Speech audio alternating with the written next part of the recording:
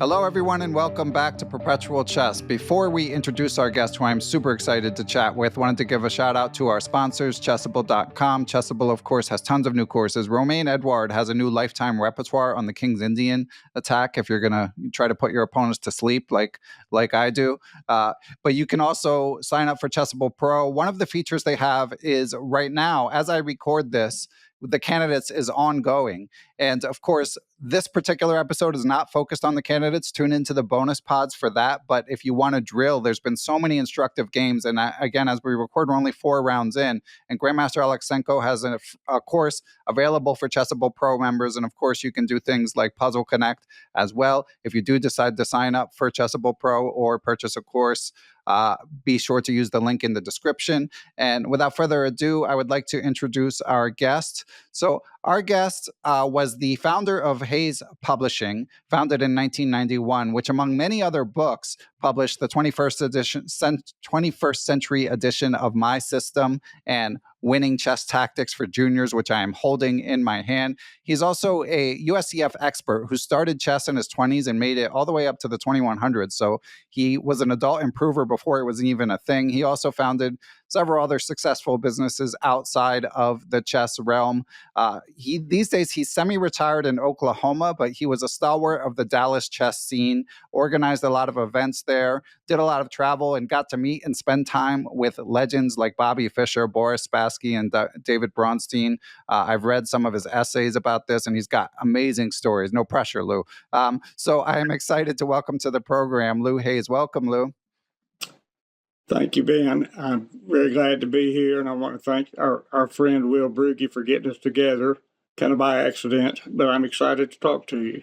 Yeah, I'm very excited. Shout out to Will. So I was honored to receive the Chess Educator of the Year Award from University of Texas at Dallas, and as such, I got to meet some people from the Dallas chess scene, including your former instructor, as we will be discussing. And yeah, I'm really glad that they put us in touch, because as soon as Will said your name, I remembered when you wrote this Fischer article in American Chess Magazine, and they did an issue devoted to Fischer, and you just told some amazing stories in that, which, if you don't mind, Lou, I'd kind of like to start with those. Does that work for you?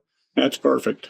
Yeah. So for listeners, Lou had this unusual opportunity to meet Bobby Fischer prior to his comeback against Boris Spassky, but I will let Lou tell the story better than I ever could. So let's hear it, Lou. Just take it from wherever you would like. Well, back in the late 80s, I had a travel agency in Dallas, and one of my clients, Mark Robinson, walked in one day, and I had, being a chess player, I had a small chess set over in the corner of the room. And Mark said to me, he said, "Oh, do you like to play chess?" And I said, "Yeah, I do." I said, "Are you a chess player?" He said, "No, but I did have dinner with Bobby Fischer the other day." So when I got back up off the floor, now this was, it was about 1988 or 9, I can't remember exactly. But nobody had seen Fischer for 17, whatever it was, from 72 to 89, years and years, and everybody, every time, what about Fischer? Where is he? He had forfeited the match against Karpov, and it was still a big talk back in those days. I know the young people, that seems like forever ago, but it really wasn't. And I said, "What do you mean, Bobby Fischer?" I said, "The Bobby Fischer, the chess player?" He said, "Oh, yeah. A friend of mine kind of takes care of him."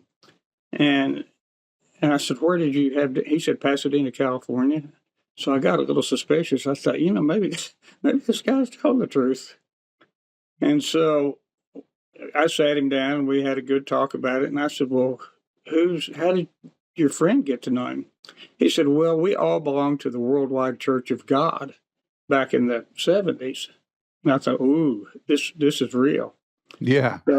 So anyway, I was pretty excited and told my wife when we got home. I said, "I talked to someone who just saw Fischer recently." And so I started working on Mark. Every time he'd come in, he'd buy airline tickets from me. He traveled a lot. And I said, "I'd like to get to know Ellsworth and Fischer both someday." He said, "Well, yeah, I can put you in touch with Bob." And so eventually I talked to Bob Ellsworth, got him on the phone, and we talked a lot about Fischer, and he told me all these stories about how eccentric Bobby was and how, he had no money at the time. Again, this is the late 80s. And he said, I have to loan him money to pay his rent on this tiny apartment. But he said he usually pays me back when his mother's Social Security check comes because he gets all of that money. So back and forth this went. I got to know Mark's wife, and his wife and my wife and I, all of us, we'd go out to dinner every now and then. So over a period of 2 or 3 years, I finally got to know Bob Ellsworth, and he was telling me all these funny stories about Bobby and what he had been like over the years. And he really did know him quite well. He said they had dinner together maybe twice a month. So finally, I get a call from Mark one day. He said, Bob really needs to talk to you. And this was in 92, in the early part of 92. And Bob called me. He said, Lou, would you be willing to share a plane ticket with me to get Bobby over here if he'd meet with you? And I said, yes, I would. I said, in fact, I'm doing a book on his games right now. And he's going to be mad at me if he finds out I've done the book and hadn't paid him anything for it. But because I know how he is, I've read a lot of stories about Bobby and money and the people he gets mad at.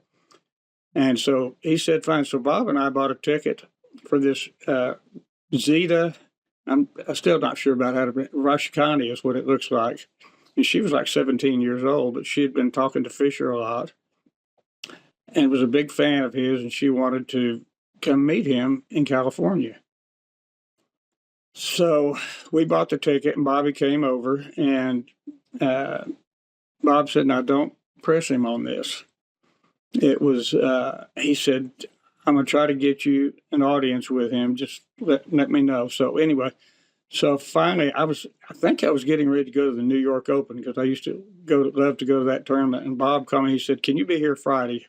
You can meet with Bobby. And so I dropped everything and I went. Couldn't believe this was happening. I mean, it's purely by accident, purely by luck, all of it. And so I went out and I did meet with Bobby that weekend. In fact, I think it was second week in April, right about now. It's been, what is this, 32 years ago this week. Wow. And got to know him. He was likable. He was just kind of a funny guy, just a guy like you'd go out to eat dinner with, except for all these very quirky things. And, fears and that he had. But anyway, he talked to us, and he wouldn't play any chess with me. But Zeta she was a 2200 player, and I was a 21 something player at the time. So he said, I want you to try my new chess clock, and he had a laptop that was set up to play Fischer chess with a time increment on it, which I had never heard of before. And I think the shift keys were our what we punched after we made our moves. So Zeta and I we probably played 10 games. And Bobby watched carefully, and he kept saying, Lou, what do you think about the clock? Do you like the clock? I said, yeah, it's really unique. I've never played this. I think we were playing, 3 or 5 minutes with a couple of seconds to move. I don't remember exactly what it was, but it was very different. So he finally said, well, let's go eat dinner. And I told Bobby, I said, I'm doing a book about you. He looked up and said, what? I said, well, your games. He said, you're not writing any words about me or text about me. I said, no, purely games. He said, well, don't do that. I don't want that anywhere. And I said, well, and Bob had told me Bobby's going to want some kind of fee for you to meet him. And I said, I'm not going to call it I'm going to call it a royalty if I do this, because I really should pay him something. And back then he charged people $5,000 just to talk to him for a meeting. And I really did not want to do that, but I said, well, I'll do it. He said, well, Bobby told me since you paid for half the ticket, he'll cut it in half. He paid him $2,500. I said, well, I'm going to call it a royalty, a one-time royalty for the book, which I did. So anyway, we went to this restaurant, and I met with Bobby, and this is the first time. This was actually before the time with Zeta. I'm getting my time mixed up a little bit. we had a few drinks, and we got up and said he was a gin and tonic guy, right? Yeah, he liked gin and tonics. And so we got ready to leave. We walked out. It was at the Ritz-Carlton's where we went to the bar at the Ritz-Carlton, Pasadena.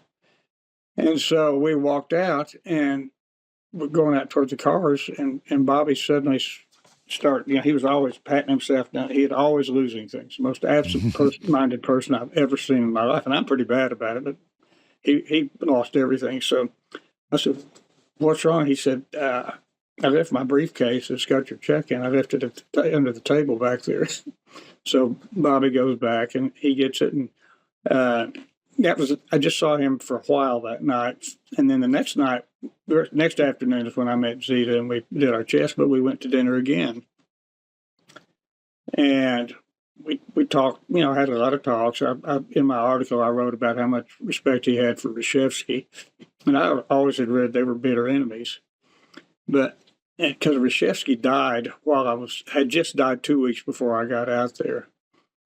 And he was talking about, he said, Reshevsky was a tremendous player, one of the best players in the world.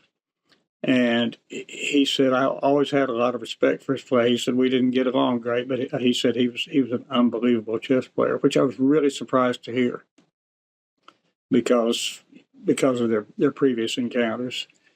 But anyway, so we got up to leave, went back to Bob Ellsworth's apartment where I was staying, and we're getting ready to set up the chess play again on the laptop. And Bobby says, "Oh my gosh," he said, "I don't have my briefcase." And he said, "I must have left it at the restaurant again, 2 nights in a row." So Bob Ellsworth says, "You all stay here and play chess." So Bob Ellsworth went. Sure enough, he had left it under the table the second night that we had dinner together. He said, "I forget." He just said, "I forget everything. I don't know why. I've always been that way." But anyway, I spent the weekend out there, and he was very cordial, very nice to me. And that's another thing I didn't mention it in my article, but I was always glad that I didn't end up some kind of bitter enemy of Bobby Fischer, because almost everybody he ever knew did. Now, maybe after he and Bob Ellsworth had a blow up, maybe I got lumped into that, but we always had a very cordial relationship. It was always about chess, always about trying to get him to play chess or make money. I was trying to help him get back on the scene, but he said, "I just need to make money is what I need. I need to make some money." So we talked about all kind of different schemes that he could do, simuls. I said, "You could play whatever you want, or play in tournaments or play a match." And of course, he finally decided on a match, and with Spassky. And the lucky thing was that I had gotten to know Spassky a few years earlier because he came through Dallas. So I said, "Oh, I know Boris Spassky. I know him well." So Bobby liked that. That helped me with him also. And she said, "Yeah, I'd like to play Spassky." And I said, "Well, what about," I mentioned to him, "What about Sarah Wang?" I said, he's a great player, and he's young, and everybody likes him. It would be a thrilling match. Not that Spassky wouldn't be, but you had already played Spassky 20 years ago. So he said no. He said it has to be Spassky because he's kind of the only chess player that I trust. So anyway, I went home I was there over a weekend, and then Bob Ellsworth called me back, maybe 2 weeks later. And he said, "Bobby's out of money. He spent it all on Zita." And he said he needs another $5,000. "Do you know anybody that you trust that would pay it?" And I said, "Yes, I do. I probably know 2 or 3 people that would do that if they believe me." But I had one guy particularly who, when I wrote the article, he asked me not to use his name because he had some political connections, and obviously Bobby had some bad vibes about him, from the 9/11 stuff. I mean, the guy was, when you get on certain subjects, he was crazy. He just lost his mind. If he wasn't, he's the kind of guy you'd want to go out and have a beer with. So anyway, I got a guy, and I named him Milos in my article because he didn't want his name given, but Milos came out and met with him and paid him the $5,000, and we spent another weekend out there. And it turned out that Bobby and Milos actually became friends pretty good. And he talked to Bobby. I mean, I talked to Bobby for a few months after this happened. Usually he was calling for books to get them from Ken Smith's Chess Digest. But he and Milos got to be friends, and Milos's dad had told him not to go out and meet Bobby Fischer because he said whoever that Hayes guy is scamming you, and he's going to keep the money, and you're not going to see Fischer. You'll be stuck in California. We laughed about that, and he said his dad became a good friend of Fischer's too because he called him all the time. I mean, you never know what Bobby Fischer was going to do. Yeah, and we should just good chess moves. He did that, but right. But anyway, so this was the end of April, and then by I guess in May and June, he called me 2 or 3 times asking me if I could help him find some chess books from Ken Smith at Chess Digest, because I lived in Dallas where Smith was, and of course I knew Smith real well back in those days. And I got him some books, and then I just he just kind of faded away, and I just thought, well, I'm not going to. I had a number where I could reach him, but I said, I'm not going to call him. And so my friend Mike Richards, who was a master player for years in Dallas, called me one day in July. He said, "Have you seen the New York Times today?" I said, "No." I said, "What? Why would I?" I said, "I don't take the New York Times." He said, "A big announcement." It said, "Fischer and Spassky are going to play a match in September." I thought, oh my gosh, Zita did it. And what had happened, Zita had a lot of connections over in Hungary, and her dad knew some chess players, and they found somebody to sponsor the match. I think it was Vasiljevic was his name, and he put up $5 million. And of course, everybody took the money and ran with it. And he later on, I saw an article that said, he said, I made $5 million that day.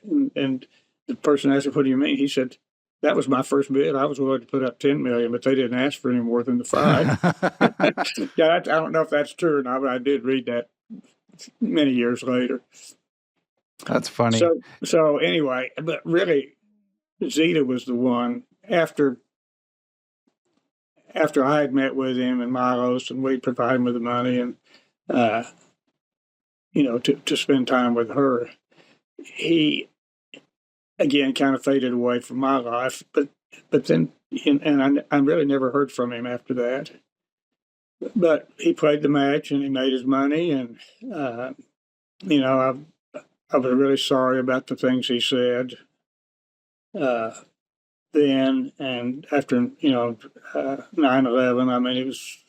And I said at the end of my article, I said if I had to do it all over again, I probably wouldn't, because I really felt bad, because he would have been remembered like he was in 1972 as, the greatest of all time, even though he was living in a small apartment. Nobody knew anything about him. That would have probably been better than what happened, because, he pretty much ruined his whole reputation by the craziness coming through. I had a psychologist friend that was a good chess player and A player in Dallas.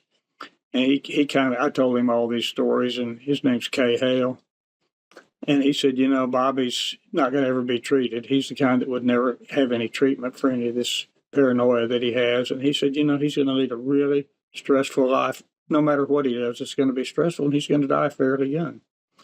And of course, Kay was exactly right. Bobby died at 64, and because he had kidney troubles, and apparently he wouldn't be treated for it, whatever. He didn't trust the doctors. And so he died. But for me, it was just it was a lucky break, and I didn't really do anything to earn it. It just kind of, beating Bobby Fischer just kind of fell into my lap, and I knew Spassky, and everything just worked. And he needed the royalty money or the fee money, and he needed to meet with Milos, and it all worked out really well. Just afterwards, I was very sad the way Bobby comported himself and kind of ruined his reputation. Yeah, we all are.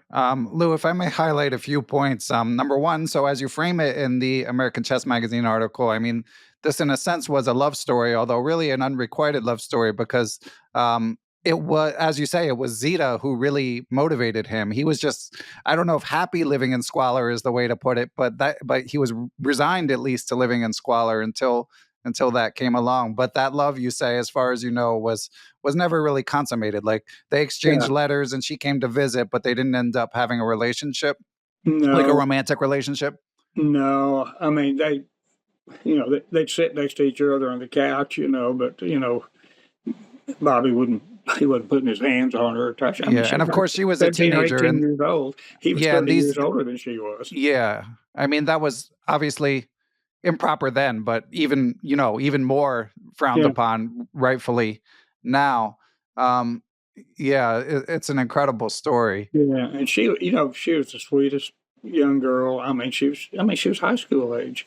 And I didn't even know, and she was already, I'd say, a 2,200 player because we played a lot of blitz games, and she came out ahead of me. I was in the high 2,100s back in those days, and she was just really good for somebody that age. Particularly, I know kids are the best players anymore, but that was a different Yeah, era. I mean, that was 32 years ago.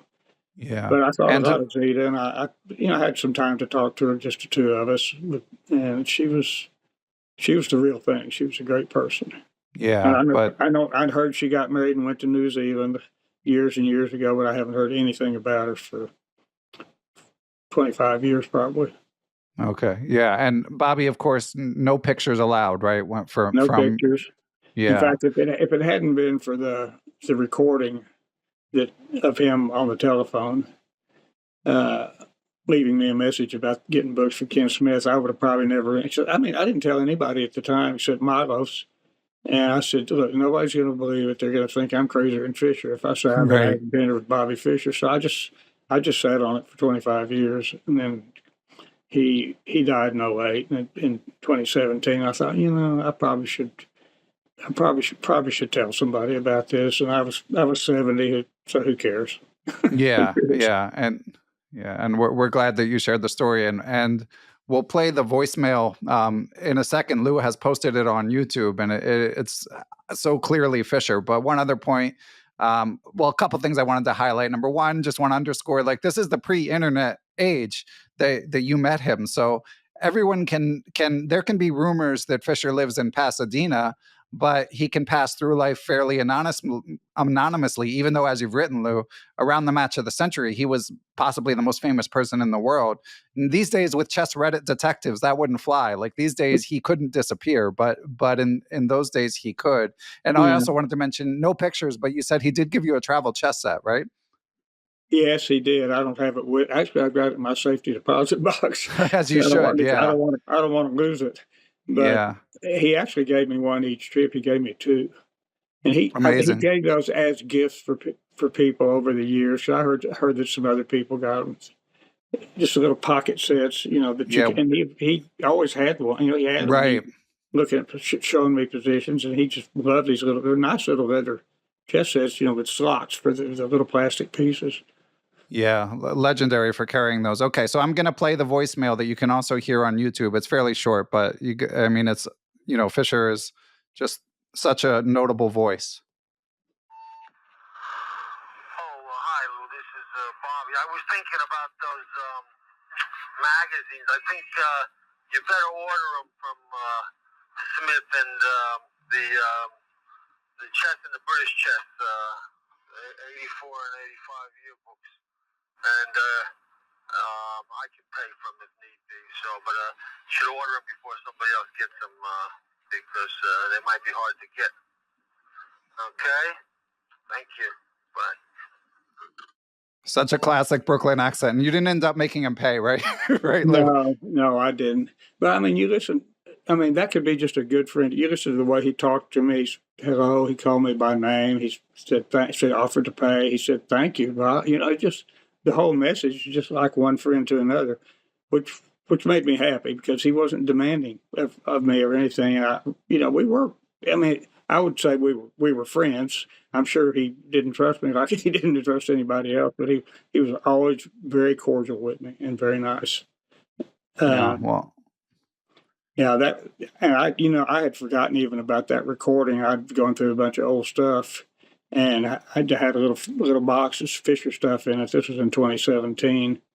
I went through it and I found that. I had to look and look to find something to play it on because it was on one of those small cassettes. But when I played it, I thought, that's not proof that I met Bobby, but I said that's a pretty good indication because everybody back in those days knew exactly what he sounded like, and they know his voice. And if they know that they'll at least there's a chance they'll believe this story.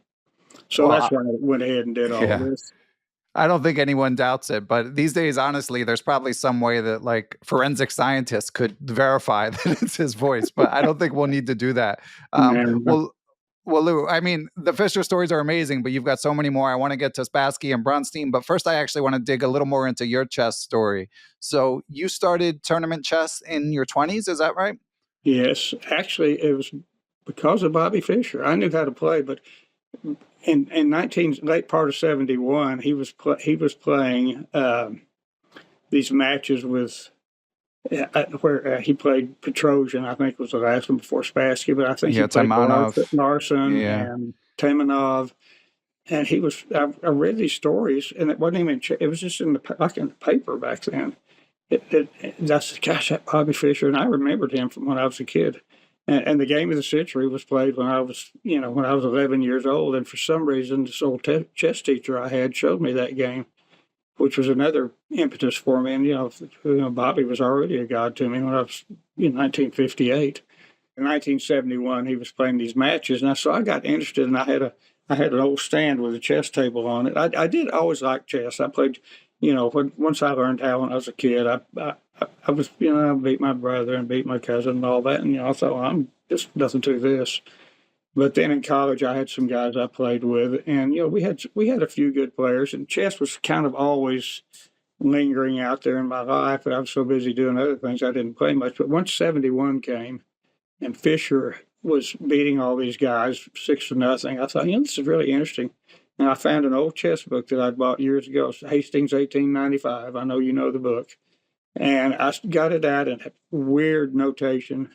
And I played through a whole bunch of those games. And then by then it was 72. I was getting married that year, too. And so it was a busy year, to say the least. But then Fischer played the match, and he really, I thought he was in the news more than Nixon was, who was president at the time. And everybody, I got into chess, and everybody in the world knew who Bobby Fischer was. And particularly when he won the match after all those antics of skipping the first game and getting his bishop trapped in the second game and losing it, and then coming back and playing all those beautiful games against Spassky and winning. So I decided I was going to start playing in chess tournaments in 73 is when that was. And I was 26 then. But there happened to be a guy in my hometown in eastern Oklahoma that had moved there, and he was a 1900 player. And I really didn't know anything about rated players or tournaments. But he put a deal his name was D. Drake, and he put an ad in the paper. He would pay anybody $5 that could beat him in a chess game, and he'd take on all comers at once. He and I were the same age. He was 26. So I went to that. Of course, I got wiped out, and then I got to know him and talk to him. He was a school teacher, and started playing chess, and he told me about tournament chess and blitz players. And so we started playing blitz. So I realized I knew nothing. I knew nothing about chess. So I got interested, and I let him teach me a little bit. Started playing in 1973, and I was in the 1300s. 1393 was my first rating, and I played a few more tournaments and dropped down to 1347. I was very discouraged. I was thinking, I'm not doing this tournament deal. But strange as it is, all these things in your book that people do to improve, we were thinking the same way and doing the same things 50 years ago. We just didn't have all the technology and all the digital nothing. So you had to get books. But when I finally got a teacher in Dallas, of course, D. Drake moved on to a different school. He was gone, but there was a guy named John Jacobs in Dallas. And I went down to the Dallas Chess Club in 1975, and he had on the bulletin board, he said chess lessons, so much, call this number. Well, that's when my whole chess life changed, when I got to know John Jacobs. And by the way, he's still around, still alive, still playing.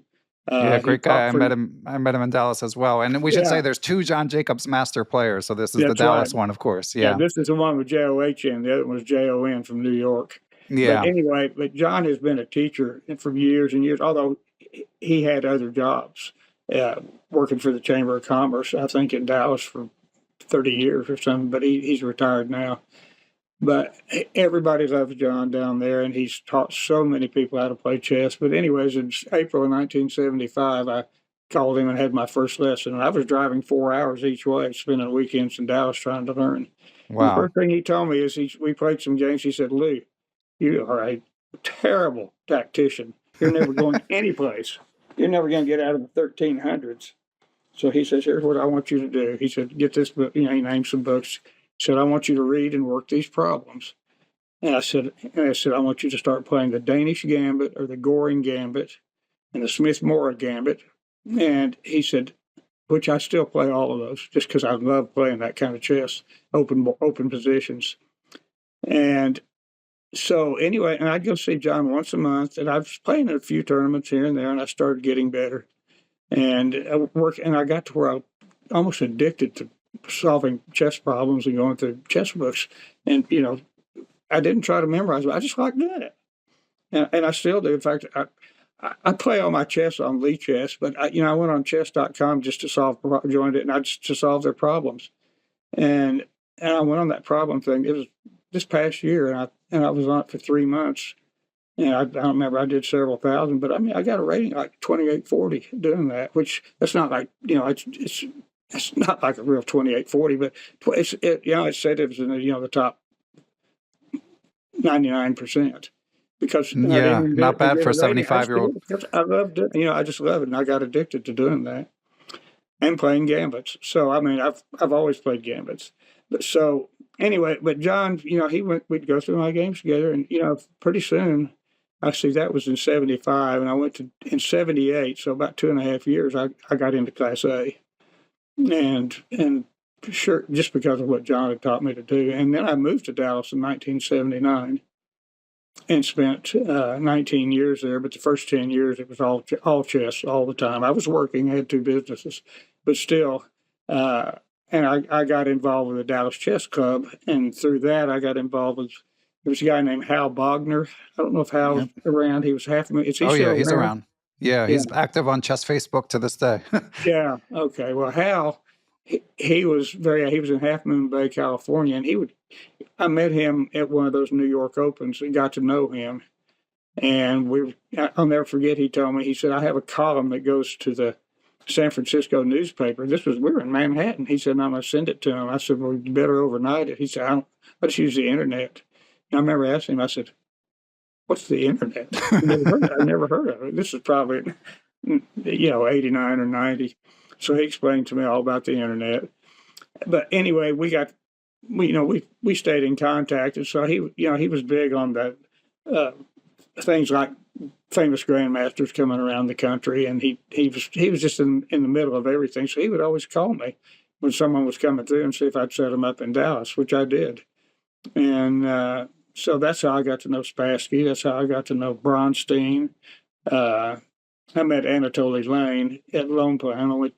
Some of us went to Lone Pine in 1981, which was the last year they had the Lone Pine tournaments, and we got to know Anatoly Lane, and he became a good buddy. He was a good friend, and he came to Dallas several times and won our Thanksgiving tournament every time he came. Won or tied it every time. And go ahead. Oh, sorry. I was just going to say, I want to get to all these stories, but I want to pull the thread a little bit more about how you got better at chess, just because, as you say, theory has developed, but it's also sort of, in a sense, stayed the same. So a couple questions. Number one, did you feel like your progress at that time was unusual, or were you not even thinking of it in terms of comparing it to other people? Even taking 2 years to go from 1345 to 1801. I'll never forget when that magazine came. It was right. It seemed like forever back then. Right. But actually, I look back now. I mean, it was really fast. Yeah. And then when I got to Dallas, what changed was it was a community, like you mentioned in your book. It was a group, it was a community, and I could go to the Dallas Chess Club. And it was open 4 days a week, and I could almost always find a game with a master or an expert and play blitz for a quarter a game or whatever. And I did all of that I could get away with, which really helped me. I still worked puzzles and I studied some chess. I never did, and I probably should have. I never did spend a lot of time on openings. because I loved playing the gambit so much that, I just kept playing them, and I got to know them very well. And, nowadays it would, I would have to do that. I was telling you earlier, I said, I need to get on Chessable and start studying openings, even though I'll be 80 in a couple of years. Yeah, it's a new era for sure. Too late. It used to be if you had a pet line, you were all set, because no one could possibly, they can't learn what you've spent your life learning, whereas now they just plug it into a computer and they can. Yeah, so the ideas of getting better are exactly the same as they were. Yeah, 50 years ago. Just the methods, the technology is, of course, the big difference. Yeah. And Lou, if you don't mind my asking, so you said you got married in the early 70s. I know you've got like 4 dogs now, but did you ever have kids or no? No. Okay. The dogs are my kids. The dogs are our kids. And by the way, I'm still married to Susan. Good to hear. Yeah. Us people trying to get better at chess are always keeping score. We're like, well, did he have kids? Because if he did, that makes it like, 5 times harder. But no, that probably did make it easier for me too. But I was always working though. I mean, very, very successful. Yeah. And you said multiple businesses, right? Travel agency, your book business, which I want to discuss. And what you said you owned a franchise? In the grocery business. It was the grocery business was a family business. I did that for about 8 years. And that's what I was doing when I started playing chess. And then Susan and I had a Baskin-Robbins franchise in Dallas. At the same time, I was doing all these other things. And we had that for 10 years. But you studied languages at Oklahoma State, right? Yes. Uh-huh. So did you end up doing anything with the languages, or? Spanish was very valuable when living in Dallas. I can promise you, even 40 years ago, because you needed Spanish all the time to do business. But I never did anything professionally with Spanish. I did learn to speak it fluently when I was a kid. I spent a couple of summers in Mexico, living in Mexican homes and force-feeding myself Spanish. It's pretty much stayed with me. I've forgotten some vocabulary over the years, but it's been real handy to know and have. But I've never done it for money. Okay, good to know. All right, well, let's get to the Spassky story, because this one's amazing too. So he comes to visit. So as you were saying earlier, he came to Dallas, and you arranged a simul. You can pick it up from here. Yeah, well, okay, that was through Hal Bogner, and he told me Spassky was coming around, and he had already been all through the northern states and the Northeast, and had gone to Northern California and then to Southern California. And the same weekend that he was finishing there, I was playing on a tournament in San Diego, my friend Mike Richards and I. And so he said, well, he's coming on this. Hal had told me he's going to be on this early flight coming out. And I said, well, that's the day after the tournament. So we rode back on the plane with Spassky, and he stayed with us about, 4 or 5 days. He and my wife loved playing tennis. She was a really good tennis player then. And she said, I think he's better at tennis than he is at chess. And I said, I don't think so. But he said he's really, really good. And he was very athletic. He was 49 at the time. But anyway, I set up this simul, after Hal had called me, and I set it up. And it was the buzz of Dallas for several months, because we knew he was coming. He came right after Labor Day in 1986. And he stayed at our house with us, and he was a perfect gentleman. He was a fantastic guy. And you would never known he was world chess champion, because he was relaxed and he wasn't nervous about any of the games. He said, I just, he's like, live one day at a time, and I relax. And he said, I don't work too hard anymore. And he was 49. He'd, had been several years since he was world champion for sure. But anyway, well, the funny part of the story is I set up this simul. We charged $50 per board, 1986. So that'd be 2 or 3 times that much now. And I sold out immediately. And so the night came, and everybody came around. I collected their money, and I had $2,500 that I stuck in my pocket. And I thought, I don't want to be walking around. So I had a secret compartment in the glove box of my car. I went out and put the money in there, and I went back into the simul. And Spassky took a lot of draws. He could tell pretty quickly who the good players were, and I think he just didn't want to have a bunch of long, drawn out games. So he offered. I mean, he didn't ask me or anything who the good players were, but he I'd say probably 10 of the games he gave draws in before they'd made 20 moves, maybe 15 moves, because he knew the guys knew these lines pretty well. Everybody will take a draw from me. So, and they, of course, they all did. They're all excited. And so, anyway, we got finished with the thing, and we were driving home, and I said, I started feeling my pockets doing the Bobby Fischer act. I couldn't remember what I'd done with the money. I was so excited about him playing. So we got home, and I said, well, did I go home? And I looked everywhere. I drove back. I dropped him off. I went back to the hotel, went to the parking lot, looked for anything. This little pouch I had his money in. And finally I came back, and I said, Boris, I'm not a con man, I promise you. I cannot find where I put the money. I thought he was going to walk Amazing out. story. Yeah. Yeah. And I said, I'm really sorry. So he said, I've been here 4 days now, or whatever it was. He said, I have had a great time with you. He said, I don't care if you find the money or not. You'll eventually come across it. Just mail it to me when it comes. And that was shocking to me because I never got a chess player like that. Did you? I never met anyone like that. But he said, I've had such a good time. I love Dallas. And so anyway, finally, later on, it occurred to me. I kept thinking, I said, maybe I put that in the car. And sure enough, I went in and found it. It's all cash, handed it to him. I was very relieved when that happened. But anyway, we went out with quite a few people when we were there. And I had a bunch of chess players over to my house. And he said, if anybody wants to play, we can play. I've got pictures of it. And in the article I wrote, that he was actually playing John Jacobs, my teacher.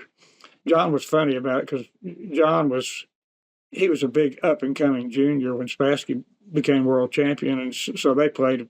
I think Spassky gave him 5-2 or 5-3 to everybody, and of course everybody lost every game. And Spassky, he never slammed pieces down or anything. He just had a glass of wine. They'd move it. He'd move, but he was moving fast. He didn't look like it because he wasn't jerking pieces around and rushing because he never had to. So John told me later on. And John at the time, he was probably 2350. He said, Lou, that was the most embarrassing match. He said, I can't believe it. He said, I could not concentrate. I said, well, what do you mean? He said, I couldn't think about any moves that I was making. The only thought in my mind was, I am playing blitz with Boris Spassky. I'm playing blitz with Boris Spassky. And he said, I couldn't function. And so anyway, it was pretty humorous, and John, but he did get to play the world champion.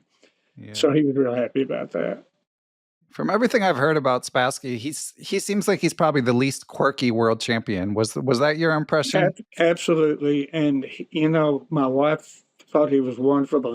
My piano teacher, a lady about my age, she loved him. I think, oh, he's just a European gentleman. He was living in France at the time. She said, he's just the coolest guy. Said, he doesn't seem like a chess player. Right. Which was kind of a funny thing to say. But anyway, and Spassky and I, after different evenings, we sat around and we listened to Beethoven. We listened to Beethoven's, Appassionata Sonata one night, the whole thing through. And he listened to me, a half an hour, and just loved doing that. But I mean, his trip, and I heard from him. He sent postcards back to all the people. He got addresses of all the people he wanted to thank for us having him there. And he just was a very unusual guy and very, very cordial and nice. An old world gentleman is what I would call him. And I know he's still alive. I mean, I think he's about 88 now. He's been in bad health for years, but I keep waiting someday to hear that he has finally moved on, because he wasn't doing well even 10 years ago. But I understand he's got an apartment in Moscow, and I, of course, have no way to get hold of him now. Yeah, so maybe anyway, that was one of the most fun weeks of my entire life. Yeah, I've heard that about his health as well. Maybe your friend and friend of the pod, John Donaldson, might be able to track him down. But again, I don't know what his health situation is, other than not fantastic. But obviously, his legacy speaks for itself, and it's great to hear some stories. Obviously, I've heard a lot of stories about a lot of players doing this podcast for 7 years now, and no one ever says a bad word about Spassky. No, he's the best. But speaking of stories, I told you I had one funny story to tell you. Yeah, let's hear it. So it was the same year. It was about 3 or 4 months before Spassky came. I was playing in the New York Open. And I played in several of them back in the 80s, but this was 1986. Well, every once in a while you have the tournament of your life. So I had this wonderful tournament. I'd beaten 3 masters, drawn with a couple of these European experts, and I had until Sunil Weeramentry ruined it for me, beating me in the last round. I had a great tournament. I thought, well, I'm going to be close to being a master because I was in like the 2150s or 60s, which I did get to 2181. So my buddy that I was with, Zola Levitt, he and I the next day, I was telling him, boy, that was just the best tournament. I said, finally learned how to play this game. And so we go to Washington Square Park, wandering around there. And he said, why don't you try out these hustlers? And of course, I had tried the hustlers before, and they were always pretty good. But there was this guy, heavyset guy with a beard. He almost looked like a homeless guy. And he was mumbling in Russian to himself. And I can't remember what we played. It's probably $2 or $3 a game back then. So I sat down and played this guy for an hour. It's the day after the tournament of my life. And so it didn't go well for me at all. Not at all. In fact, when it was over, I'd lost all the games. The guy that was with me, he said, you didn't do very well. I said, no, I didn't win a game. He said, you know what, Lou, I watched for an hour. You never said check once. He said, I never put him in check in 10 games. I said, I don't know who this guy is. But I said, he's not your average homeless guy. I'm playing chess at Central Park. So then I turned out and I read about this guy. His name's Israel Zelber. And the New Yorkers will know who he is. And he was an IM and had won some European tournaments just a few years before then, and was a great player. But I, at that point, I said, I'm really kind of glad I lost that money to him because I didn't realize he needed it so bad. And when we were finished playing, I said, thank you. And he started talking to me in Russian, which I couldn't understand. But anyway, I read up on him later on that said he was there for many years and his health got bad. And he just vanished one day, and I think he lived on the street for years. It's not a funny story, but it was interesting the time I happened to run into him. Yeah, and there was that strain of chess player was very common in those days. Especially I think a lot of former Soviet players who had a tough adjustment or had some demons. Yeah, it was. But yeah, legendary blitz player. Yeah, he was sad. I'm really glad I lost now. Anyway, but I would say that chess, after I first learned how to play chess, I loved it from the first minute. I had some books in my library, and I started taking them home and trying to read, and it's just love. And it's and here I am, 60 some years later, and still chess is like an old friend to me. It's always, no matter what's going on in your life, you can either pick up a board or pick up your phone and play. And I'm like Anatoly Main used to say. He said, I don't care what happens. He said, I just love chess. And that's the way I've always been about it. And so nowadays, I just get on and play a little blitz online, anonymously even. On Lead Chess, not because I love chess particularly, because I think it's good for my mental health and for keep my brain from deteriorating. Anyway, it's just like an old friend to me, and always will be. Yeah, well, the proof is in the pudding. I mean, you remember all these amazing stories. But Lou, let's hear about your chess publishing business. So, that's probably how. I mean, a lot of people have probably read your articles, but your books left quite an imprint. So, how did you get into that business? Well, once again, I was at the New York Open one year, and it was probably 89 or 90. And I was looking through the books, and just the bookseller, I think he was from Tennessee. And we started talking, and I was going through the books, and he said, there's a lot of these old classics, that none of the new players can read because they're all in descriptive. And I had learned descriptive notation myself back in the 50s, but I had adapted pretty well to the algebraic, which, even in the late 80s, it was pretty much what everybody used. But he said, so the old descriptive book, he said, somebody needs to redo some of these. And I had a friend in Dallas that his name was David Thomas. He was a strong expert, and he had a little publishing business that he did, and he made the manuals for Texas Instruments Company. I said, "Well, what do you make those with? And how do you make these manuals?" He said, "I'll just make it at home. I've used Ventura Publisher." And I said, "Well, could you do chess books on those?" He said, "Sure, anybody could." He said, "I don't know why you'd do that." And I said, "Well, I think it would help a lot of people. It'd be a fun business to do, and it would help a lot of people, young people, read these old books that are famous books like Tarash's stuff, Lasker's Manual, which I didn't do. And then, of course, my best book was My System, 21st Century Edition." And so I talked to him, and again, my buddy Mike Richards was at that dinner. We were eating Mexican food one night, and I said, I'm going to do this. So I looked into it. I bought the publisher, and I spent about $12,000 getting everything together that I needed to do to get started in the business. And I just did my system. Spent about $800. You bought the company from the gentleman? No. I went through. I went through the copyright people and found out that my system was out of copyright, and it only been about 10 years. So it could be redone, and that's what I did with several of these books. I did that with. And was that your first? Was that your first one? That, and I did a combination book, which later turned into Winning Chess Tactics for Junior a year or two later. I found out that people love small books, and Winning Chess Tactics for Junior and My System are the ones that really have sold well consistently for over 30 years now. My System still sells a lot. Yeah. And, so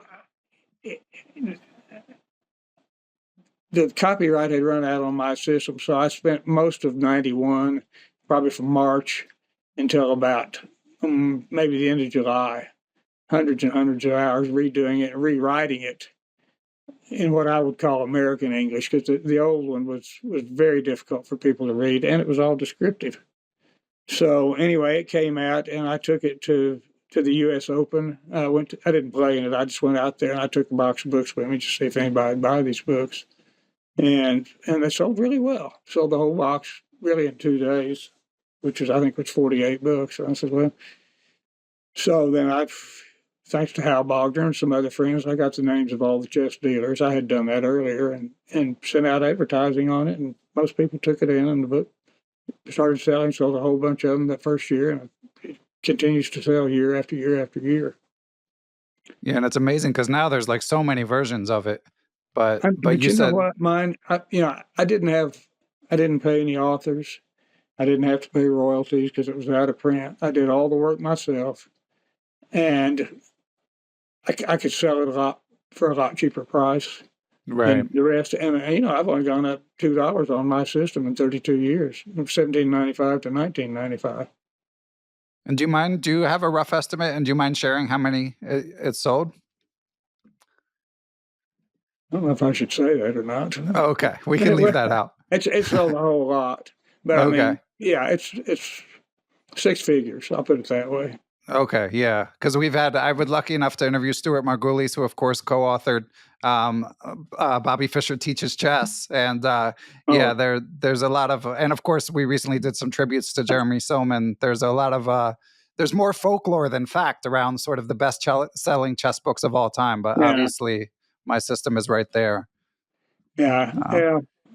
Again, it was taken from another. It's derived from another edition. I didn't. Yeah, but then you mentioned you feel like you converted it to algebraic, but you also had Yasser write the foreword, which Yasser didn't hurt. That. I knew Yasser from his Inside Chess days. I'd gotten to know him because he had bought some books for me and sold them. And, and that's when I got to know John Donaldson, too. And actually, Donaldson and Sarah Wan, they knew about all this Fischer stuff going on. They trusted me and they believed me. I was actually talking to Bobby, but I didn't tell anybody in Dallas. I didn't want to get thrown out of town. But they knew all about that. And then, of course, Yass went to see him not long after that match that they played in 1992. And he found out that Fischer wasn't nearly as bad a guy as everybody thought he was. It was interesting times, to say the least. Yeah. And Lou, we've got a listener question related to winning chess tactics for juniors, which I've heard chess.com's Danny Wrench praise, and I used it when I was doing a lot of scholastic work. It's a great intermediate resource to this day. And on that note, so this question is from Ben Stotts. Thanks for helping to support Perpetual Chess, Ben. So he writes, I found myself building my own Chessable courses for personal use in my son's chess training, and I put Lou's entire winning tactics for junior into the platform. The book is designed for repeating each puzzle at least 3 times, and the solutions are relatively compact, 3 moves or less, so it seems perfect for Chessable. Several coaches I know swear by this book for moving juniors beyond beginner or even intermediate stage. That's like I was saying, and I hadn't talked to Ben about it. So he asks if you're open to potentially sharing this course for public consumption or possibly creating it on Chessable based on your books. He says it seems like it's perfect for the format. Yeah. Yeah, you could tell him, yes, I'd love to do that. Okay, maybe we'll put the wheels in motion, because Ben said he's not necessarily interested in making money from it. I mean, obviously Chessable would sell it, but well, I'll make some inquiries offline. But yeah, I mean, like I said, it's a great book, and it hits a level that can be like, a lot of grandmasters like to write tactics books that end up being for around the expert level, maybe 1800 level on up. And obviously there's a lot of beginner books, but in between, I feel like there's not as much. I mean, everybody can benefit from this book, but I mean, C players and D players can benefit more than anybody, I think. And it's kind of the woodpecker approach. Not really, but it's just basically going back over the same ones over and over, checking them off. Each one has where you check, and you can see how many, after you've seen it, second time through and the third time through, you can see whether you worked it before or not, and if you remember it. Yeah, it's a great one. And Lou, I don't know how much time you spend thinking about this. You have mentioned that your books still sell reasonably well, even as you're semi-retired. But what do you think about the future of the book business? And chess books in particular, of course. Well, yeah, I think that it's going to go by the wayside, probably. So sad to hear that. It's just that because when my generation, and really the people that are even 30 and 40 years younger than me, can do everything online, do everything digitally. I mean, unless they'll be bought for maybe sentimental reasons, but not really as study guides, which is kind of sad. But in my time, that was all we had. It's all we had. So and actually studying books worked. I asked John Jacobs one time, he'd been Texas champion. I said, "How did you get so good so young?" Because he was like in his early 20s. And he said, "Well, I played good players." He had a friend named Jimmy Stallings, I remember. He said, "We used to play 100 games a day around the swimming pool when I was a kid." And he said, "Jimmy would beat me. He was an expert. But I learned a lot from playing Jimmy." And then he said, "And then I studied chess. I bought every chess book I could get, and I studied these books. You can learn." He said, "You can learn from books, Lee. You can learn. You can learn to play the game. It just takes a long time to do it." Yeah. He said, "There's no accidents in chess. Nobody just walks up one day and suddenly they're an expert in 6 months." He said, "Nobody can do that if they'd never played chess before." He said, "You've got to study books. You've got to study tactics." And then in your 50s, Lou, you got into golf. This is not a golf podcast, but you made incredible progress and ended up writing a book about getting better at golf. Are there any chess lessons you can share from your experience, improving at golf in your 50s? Yeah, I think I picked the 2 hardest games ever invented but golf, truthfully, I mean, I was a decent chess player, but I had a real aptitude for golf. And I was 52. I took a few lessons when I was a kid, but I just never went back to it. But again, there was a guy named Dennis Bowman, who was a local pro where I live. And I got to know Dennis, and he became my coach. And he very quickly got me on the right track about, studying short games, set me up, told me how to practice and do that. And literally, I couldn't break 110 in 1999. And in 2002, I was like a 4 handicap. I learned it really fast, but I devoted a lot of time to it. But I had a coach, and I studied the right things, and I didn't waste a bunch of time, trying to hit a driver on the range 300 yards for, all day, every day. I studied short game. I studied putting. and the things I learned, I kept really close track of them. And I put out this little book in '07. I mean, it's a short little book, but it's just trying to help, starting golfers learn what to study and how to study and and what to practice on. And, it was not my system, I can tell you that, because there's so many golf books out there and, it's hard to compete with Tiger Woods and Jack Nicholson books. But anyway, I'm glad I did it. It was worth doing. I finally sold the whole lot of them, but it took years. Yeah. So what would you say the chess equivalent of putting is? This came up on another interview. I'm curious to hear your perspective. Well, equivalent of putting is probably in-game study. Okay. That's the end of every hole is the putting. Yeah. So, that's a good point. Yeah. There's a natural connection. And not only that, putting is probably more important than end games, as in relationship to because right. Because not every game goes to an end game. You can make up for a lot of other mistakes. Yeah. And not every chess lost end game, it doesn't matter.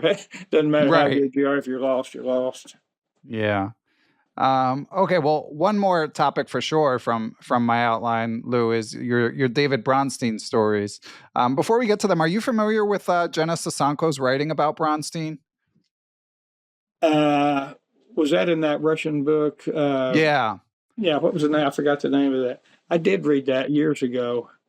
Yeah, very unflattering portrait of him, but you had pretty good experiences with him, right? Yeah. Sorry, it's called The Rise and Fall of David Bronstein. I had to look it up too, but I did read the book, yeah. Okay. David Bronstein was a strange guy. He was the nicest guy to me in Dallas, and he stayed with us for about 4 or 5 days. And Hal Bogner set it up. I believe he's the one that told me Bronstein was going around. He was 69 years old, and he was not in good health. He had a colostomy bag that he wore, and he was not happy about that. But I could not get him. I could not get the man away from my chess table.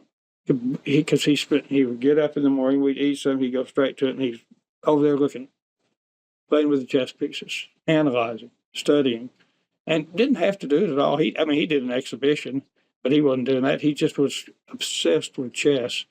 And he was very unusual, the ideas that he saw. I hate to tell this story, but I guess I have to. Nobody's going to believe this. But, I was still a 2100 player at the time, and I said, well, do you want to play? I said, yeah, we set up a clock on my old BHB clock. And I said, how long? He said, oh, give me 15 or 20 minutes. I said, 15 or 20 minutes? Well, that's so chess. He said, no, I'll play all night. I'll just use this when the 15 or 20 minutes is gone from my clock. That's the end of it. Huh. So I said, well, that's going to be hard to win on time. But anyway, so we played him. And so we played a few games. Of course, he squashed me terribly. Unusual type moves, computer type moves, things you wouldn't even think about. And he said, fine. He said, okay, I'm going to shoot from long range now. I love this story. Oh no, this is really embarrassing. I couldn't believe he did this to me. I said, what do you mean, shoot from long range? He said, I'll checkmate you with my rooks and bishops and queen, but I won't move any of them past the middle of the board. I thought, he can't do it. Nobody can do that. Not that I was good. I said, that's impossible to do. So we started doing this. And he's a magician. I don't know how he did it, but he kept using his pawns, and he could capture across the board, but he couldn't checkmate me across the board.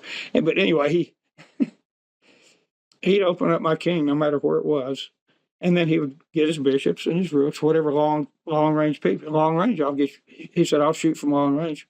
He'd beat me every game. So I thought, I don't know anything about chess. If he can do that, if people can do that, what do I know? But anyway, he was able to do it. And, he'd have these long range, he'd open up things to have these long range pieces shooting at me, and he'd win every game. So I gave up playing Bronstein. It took me a long time to figure that one out, which I really never have yet. Yeah. But anyway, the story about Bronstein, he was always very poor. And he was under that communist system and just never had anything. So when he first came to Dallas, I didn't really know what he liked to eat. And so I said, well, let's all go to Got My Susan. We went with Bronstein. So let's just go to the grocery store. We had a brand new Albertsons that hadn't been open a year yet.